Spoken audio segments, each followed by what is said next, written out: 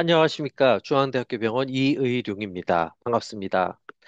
2025년 첫 영상으로 찾아뵙게 되어 정말 기쁘게 생각합니다. 이 그림은 제가 챗 GPT에게 달리에게 구강 아가면외과 의사가 구독자 여러분들께 이렇게 새해 인사를 드리는 그림을 그려줘라고 했더니 이렇게 그려줬습니다. 예, 구강 안면외과라고 의사라고 하니까 이렇게 뭐 치과 이렇게 체열을 그려줬고요. 그리고 제 사진을 주고 이거 대신에 내 얼굴로 이렇게 해달라고 그랬는데 이게 딥페이크 뭐 그런 것 때문에 그런지 뭐 다른 사람의 얼굴로는 만들지 않는다고 그래서 다행히 잘생긴 의사 선생님께서 이렇게 해피 뉴 이어라는 이렇게 그 글씨판을 가지고 있는 이런 멋진 그림이 완성되었습니다.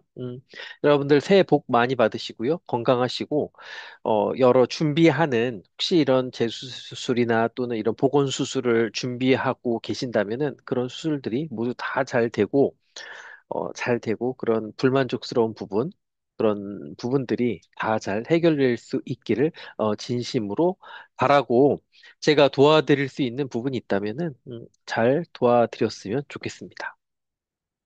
오늘은 체부증강 턱끝 전진에 대하여 말씀드리겠습니다. 전에 한번 말씀드린 적이 있는데, 전에는 티타늄 메쉬로 한 경우고요.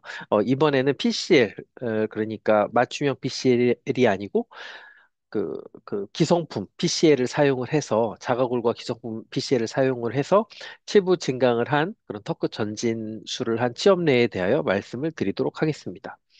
무턱은 뭐 여러 가지 원인들이 있는데 가장 큰 원인은 이렇게 교합이 상악과 하악이 딱 물리는 게 아니고 아래턱이 좀 뒤로 저성장되어 있는 경우가 많습니다. 그래서 보통 2급 부정교합, 클래스 2 부정교합이라고 그러고요. 영어로는 오버바이트.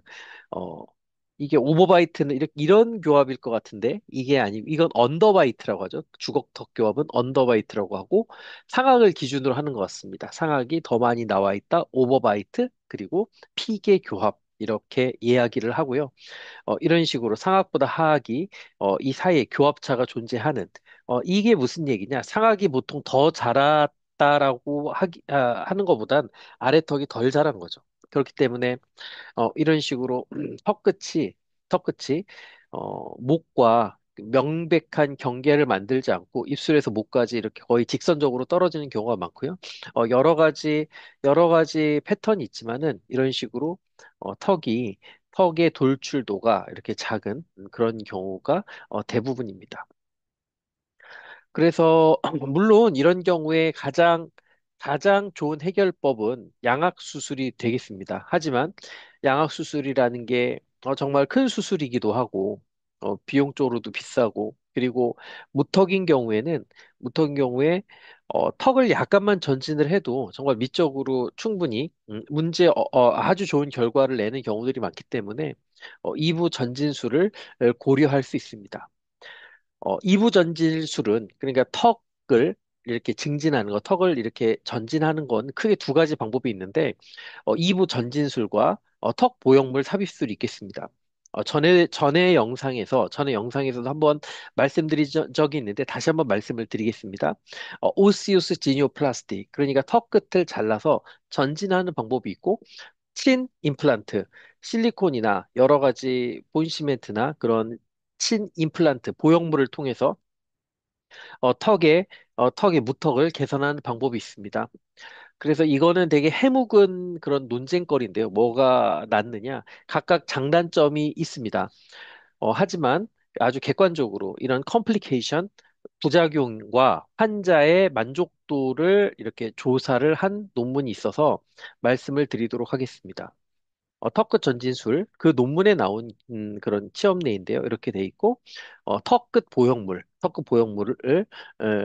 이런 결과가 나옵니다. 물론 보형물이라고 다 이런 결과가 나오는 건 아니지만 이 논문에서 보여주고 있는 그 두 가지 치험내가 이렇게 돼 있고요. 그리고 지뇨플라스티 그러니까 턱끝 전진술과 턱 보형물을 이렇게 여러 가지 항목으로 비교를 한 논문이 있는데 디하이신스가 뭐냐면은 수술하고서 운드가 벌어지는 거거든요. 운드가 벌어지는 거, 인펙션, 인펙션은 감염, 리오포레이션은 재수술, 뉴로센서리 디스터번스는 감각 이상, 그러니까 신경 손상에 의하여 생기는 감각 이상, 그리고 satisfaction, 수술 후 만족도. 이거는 미적인 것과 연관이 깊다고 생각합니다. 그리고 그 지니오플라스티 같은 경우에는 38명, 친 임플란트 한 42명 가운데 어느 정도 그 이 N수가 얼마나 있느냐를 비교를 했고, 그리고 이 p-밸류가 되게 중요한 건데, 이 p-밸류가 0.05보다 작으면은 드문 일이 일어났다. 그러니까 두 개 사이에 차이가 있다라고 할 수 있는 겁니다. 근데 이 수가 더 작으면 작을수록 0.5보다 크면은 0.05보다 크면은 이건 두 개 사이에 차이가 없다라고 보는 거고요. 그리고 0.05보다 작으면은 이건 의미 있는 일이 일어났다. 그러니까 두 개 사이에 차이가 있다라고 볼 수 있고 이 수가 작으면 작을수록 더 이 두 가지 사이에 더 큰 차이가 있다고 볼 수 있겠습니다. 어, 상처가 벌어지는 거는 턱끝 전진술에서 2명, 그리고 친 임플란트에서 10명 일어났고, 두 개 사이에 차이가 있습니다. 그러니까, 어, 분명히 친 임플란트, 보형물을 한 경우에 더 많이 일어났다라고 할 수 있는 거고요. 감염도 더 많이 일어났고, 재수술도 더 많이 하였고, 하지만 뉴로센서리 디스터번스는 두 개가 물론 이 지니오플라스티 턱 끝 전진술을 한 경우가 많긴 했지만 이거는 두 개 사이에 차이가 없다라고 되어 있고 그 세티스팩션 만족도는 0.001이니까 P값이 0.001이니까 두 개 사이에 명백한 차이가 있다. 그러니까 만족도 면에서 턱끝 전진술을 한 경우가 그 보형물을 한 경우보다 훨씬 높다라고 되어 있었습니다. 그래서 이걸 두 줄로 요약을 하면은 턱끝 전진술을 받은 환자가 보형물을 넣은 환자보다 확실히 더 미적으로도 만족한다. 그리고 턱끝 전진술을 받은 환자에게서 어, 턱 보형물을 한 환자보다 부작용이 더 적다.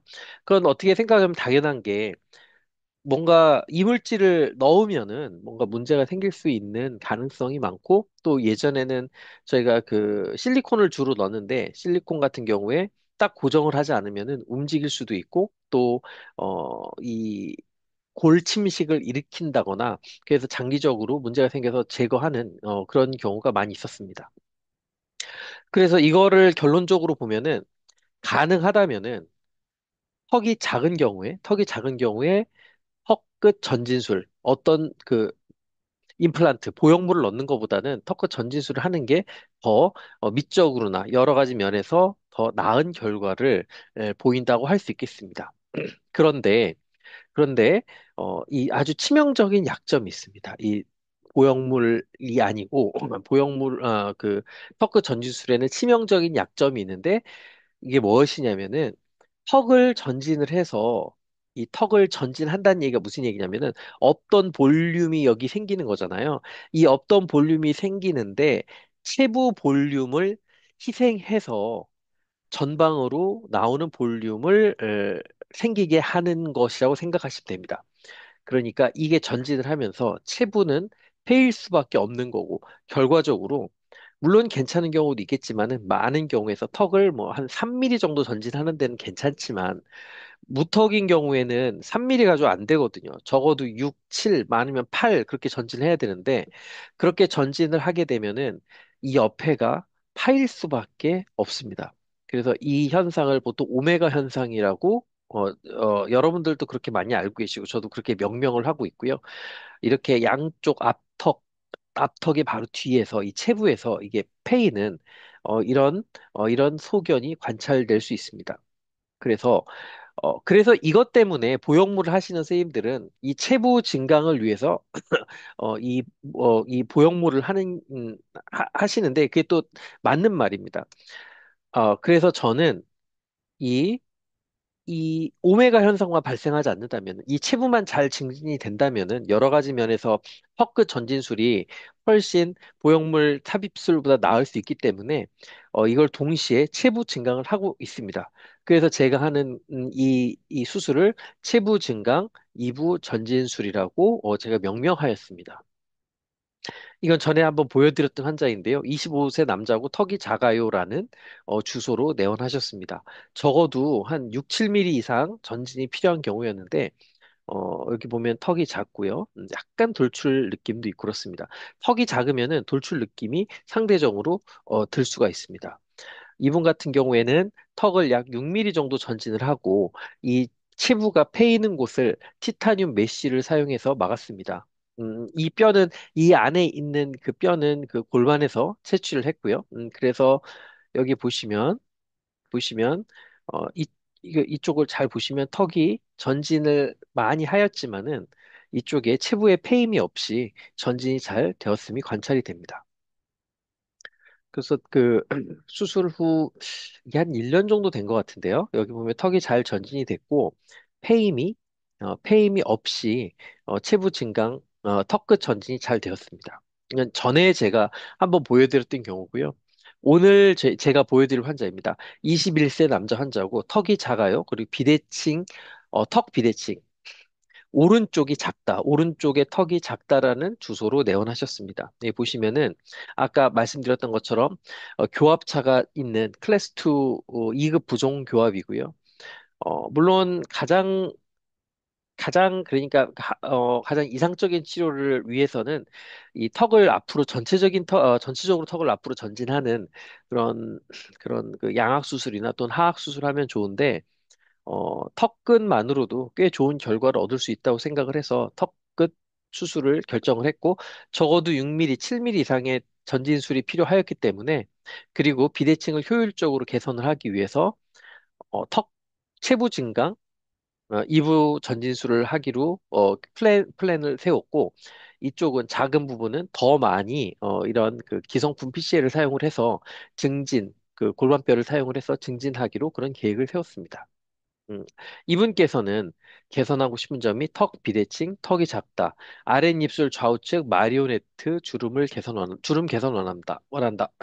마리오네트 인형이 뭔지 아시죠? 이렇게 그 줄로 하는 인형인데 입을 벌렸다 다물었다 하기 위해서 그런 관절 때문에 이쪽이 이렇게 그 이쪽에 있는 주름을 마리오네트 그 주름이라고 합니다.